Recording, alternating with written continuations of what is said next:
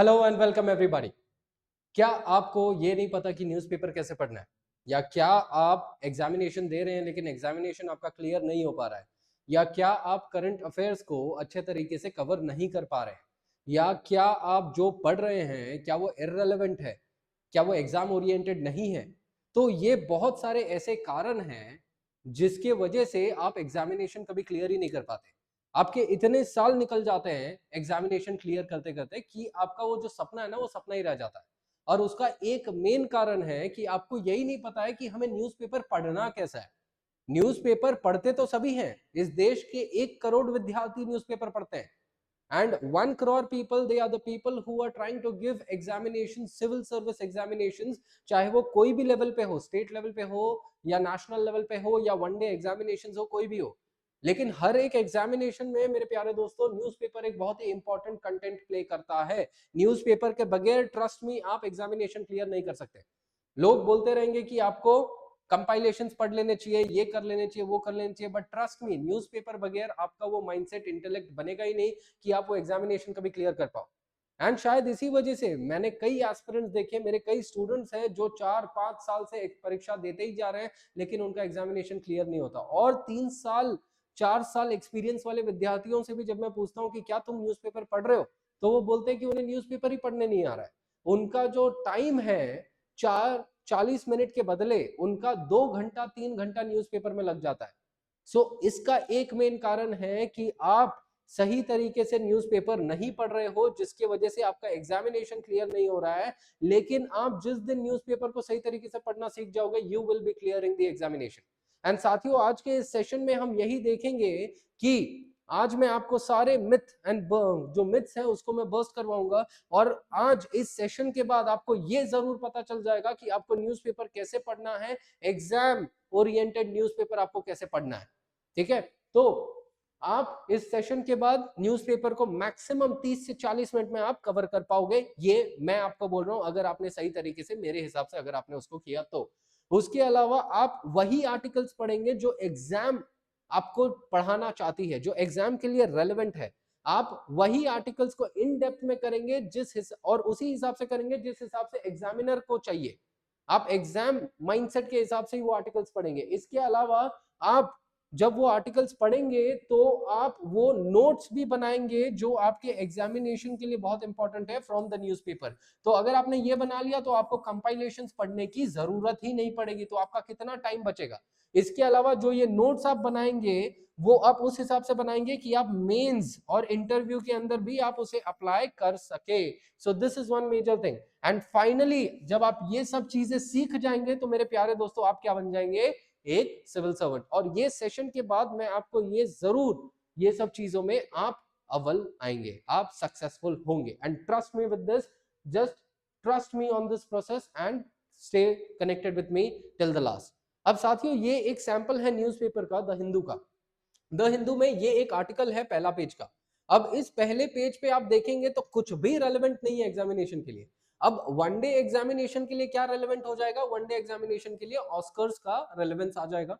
लेकिन for the UPSC and state PCS Oscars के बारे में पूछना बहुत मुश्किल है टिल द टाइम जब तक वो इंडिया के किसी को ऑस्कर्स नहीं मिला होगा तब तक।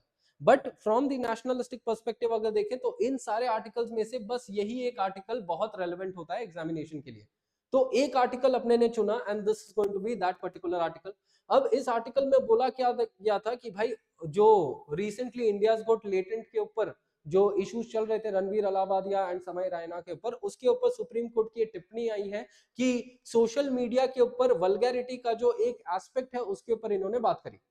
लेकिन इसमें ये आर्टिकल इतना ज्यादा इंपॉर्टेंट नहीं है, मतलब ये आर्टिकल का कॉन्टेक्स्ट इतना ज्यादा इंपॉर्टेंट नहीं है मेरे प्यारे दोस्तों। आर्टिकल में क्या इंपॉर्टेंट है अब ये देखना है हमें। ये आर्टिकल का जो कंटेंट है आप उसको मेंस के अंदर यूज कर सकते हो, लेकिन मेंस के अलावा इस आर्टिकल को आपने कैसे यूज करना है कि ये जो आर्टिकल के अंदर जो सोशल मीडिया है, ठीक है, ये सोशल मीडिया रेगुलेशंस आपको पता होने चाहिए, सोशल मीडिया रेगुलेशंस क्या होते हैं। इसके अलावा समय रैना और इन्होंने अपना फ्रीडम ऑफ स्पीच यूज किया था, लेकिन वो फ्रीडम ऑफ स्पीच के लिमिटेशंस क्या थे, तो उसके बेसिस पे प्रीलिम्स के अंदर क्या इंपॉर्टेंट हो जाता है, आर्टिकल 19, आर्टिकल 19 और right to freedom of speech and expression. तो उसके बारे में हमें डिटेल में जानना पड़ेगा। इसके अलावा इनके वजह से सोशल मीडिया के रूल्स एंड रेगुलेशंस क्या होते हैं उसके ऊपर हमें पता चलना, उसके ऊपर पढ़ना पड़ेगा। गवर्नमेंट एजेंसीज का क्या इसके अंदर रोल प्ले आता है, how they manage the social media regulations उसके ऊपर आता है। एंड जब भी आप कोई वल्गैरिटी करते हो तो उसके वजह से क्या आपके ऊपर लीगैलिटी बन सकता है, तो यहां पर भारतीय न्याय संहिता भी आ जाता है आपके रेगुलेशन के अंदर। तो आपको इस आर्टिकल से मेजरली प्रीलिम्स के लिए क्या उठाना था, article 19 social media regulations and भारतीय न्याय संहिता, यही उठाना था बस, इससे ज्यादा कुछ नहीं। ये आर्टिकल पढ़ो चाहे मत पढ़ो, दैट इज सेकेंडरी, पढ़ लोगे तो मेंस के लिए काम आएगा, लेकिन इससे back of the mind UPSC या अन्य कोई एग्जामिनेशन क्या सोचेगा, वो ये सोचेगा कि मैं आपसे आर्टिकल 19 और इन सब आर्टिकल्स के बारे में पूछूं। चलो ये आर्टिकल रहने देते हैं, अगर इसके अलावा अगर एक जनरलिस्टिक आर्टिकल ले लो तो ये अगेन द हिंदू के जो कल वाले न्यूज़पेपर के अंदर आया हुआ था कि the implication of treating virtual digital assets as taxable properties, और यहां पर क्या बोला गया है कि जो इनकम टैक्स बिल है इसके ऊपर बात करी गई है। तो यहां से हमें क्या पता करना चाहिए, firstly what is virtual digital assets, ये तो ठीक है आर्टिकल ठीक है, लेकिन एग्जामिनेशन के लिए क्या इंपॉर्टेंट है, what is virtual digital assets, ठीक है, इसके कौन से एग्जामिनेशन एग्जांपल्स हैं। इसके अलावा वर्चुअल डिजिटल एसेट्स है तो उसका बजट के अंदर अभी फिलहाल क्या प्रोविजन दिया गया है, इनकम टैक्स बिल क्या है ये हमें जानना है। देन इसको टैक्स कैसे किया जाएगा, जो भी वर्चुअल डिजिटल एसेट्स होंगे उसको टैक्स करने के क्या प्रोविजंस होंगे। अब वर्चुअल डिजिटल एसेट्स है ना, तो यहां पर हमें ब्लॉकचेन टेक्नोलॉजी के बारे में भी पता होना चाहिए, हमें डिजिटल करेंसी के बारे में भी हमें पता होना चाहिए, ठीक है। सो ये सब चीजें ऐसे हमें एक न्यूज आर्टिकल के बैकग्राउंड में जाके एग्जाम ओरिएंटेड क्या क्या चीजें हैं उसे हम एक ही बार में कर लेंगे, तो हमारा ये पूरा कंटेंट रेडी हो जाएगा एक ही बार, एंड में बस हमें रिवाइज करना है, दैट्स इट। आपको कंपाइलेशन की जरूरत ही नहीं, सीधा सीधा न्यूज़पेपर से हमने हमारे नोट्स बना लिए, and this is how you will clear the examination. और एग्जामिनेशन को भी यही चाहिए कि आप कोई भी आर्टिकल के बैकग्राउंड में जाके कैसे सोचते हो, दैट इज रेलिवेंट। अब ये आर्टिकल छोड़ दो, दूसरा एक आर्टिकल ले लेते हैं। यहां पर ये देख लो कि क्या पूछा गया है कि भाई study founts Gangetic dolphins across 4 states in India. अब क्या है कैसा है वो सब इतना रेलेवेंट नहीं है, इसमें से बस आपने क्या कर लेना है कि व्हाट इज अ डॉल्फिन, ठीक है, व्हाट इज अ डॉल्फिन ये आपको पता होना चाहिए। इसके अलावा इंडिया के अंदर डॉल्फिन कहाँ कहाँ पाए जाते हैं ये आपको पता होना चाहिए, कौन से डॉल्फिन के टाइप्स है ये आपको पता होने चाहिए, ये एनवायरमेंट का पोर्शन है। इसके अलावा रिवर डॉल्फिन्स, सेलाइन डॉल्फिन्स ये आपको पता होना चाहिए, अलग अलग टाइप्स कौन से वो पता होना चाहिए, वही यहाँ पर दिया गया है, अलग अलग कौन से रिवर्स में डॉल्फिन्स पाए जाते हैं वो आपको पता होना चाहिए, ठीक है। अब यहाँ पर गंगा बोला है तो गंगा के लिए गंगा रिवर बेसिन अथॉरिटी ये आपको पता होना चाहिए, ठीक है।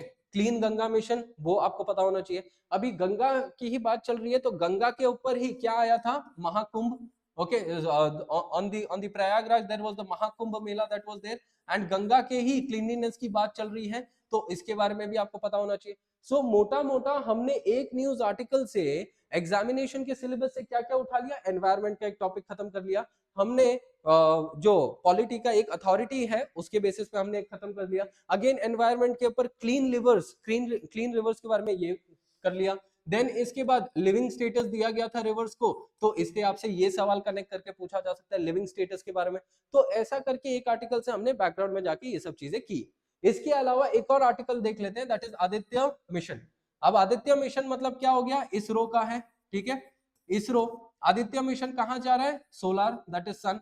तो हमें यहाँ पे क्या जानना है कि जो वर्ल्ड लेवल पे अलग अलग सोलर मिशन अलग अलग स्पेस एजेंसीज ने लॉन्च किए उसके बारे में हमें जानना पड़ेगा।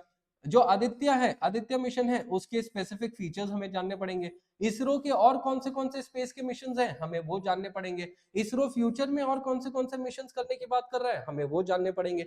तो बस ये आर्टिकल हमें नहीं पढ़ना है, यहाँ पर इसरो ने ये पर्टिकुलर मिशन कौन से सैटेलाइट में लॉन्च किया है, कौन से लॉन्च व्हीकल में लॉन्च किया है, उस लॉन्च व्हीकल के फीचर्स क्या है, ऐसे जब हम करेंगे साथियों तो साइंस एंड टेक्नोलॉजी का पूरा एस्पेक्ट हमारा कवर हो जाएगा। सो एक न्यूज आर्टिकल के बैकग्राउंड में जाके सिलेबस ओरिएंटेड कंटेंट हमने ऑलरेडी पढ़ लिया, बना लिया, and we are ready to go. And examination को यही चाहिए, एग्जामिनेशन आपसे ये नहीं पूछेगा कि भाई आदित्य मिशन क्या है, आदित्य मिशन क्या है वो नहीं पूछेगा, बट वो यहां से आपसे ये पूछ सकते हैं क्योंकि आपको सिर्फ आदित्य मिशन पता है, आपको वर्ल्ड लेवल पे कोई और सोलर मिशन के बारे में नहीं पता है, तो यूपीएससी या अन्य एग्जामिनेशन आपसे यही पूछ देगा मैच द फॉलोइंग में। So that is how we need to understand on the back of the news क्या चल रहा है, उस कॉन्टेक्स्ट से रिलेटेड हमारे एग्जामिनेशन के लिए क्या रेलेवेंट है। तो मेरे प्यारे दोस्तों अगर आपने ये तरीका अपना लिया ना तो आपका बेनिफिट क्या होगा, आपका इसमें बेनिफिट क्या होगा कि आपके नोट्स एक तो सबसे पहले बहुत अच्छे बन जाएंगे, आपके जो सिलेबस ओरिएंटेड जो टॉपिक्स हैं आप उसको बहुत अच्छे से कवर कर चुके रहेंगे, आप एंड में शॉर्ट हैंडी नोट्स आप रिवाइज कर सकेंगे, आपको 12-15 महीने के कंपाइलेशंस मतलब 1500 पन्ने आपको एक्स्ट्रा करंट अफेयर्स के लिए नहीं पढ़ने पड़ेंगे। सो ये आप यहां पर कर सकते हो on the basis of which आपका एग्जामिनेशन बहुत अच्छे से क्लियर हो जाएगा मेरे प्यारे साथी। सो आज के इस सेशन में हम इतना ही रखेंगे, एंड अगर आपको कोई भी डाउट है आप कमेंट जरूर करें and I will respond to your comments. So with this, thank you everybody, take good care of yourself and study well.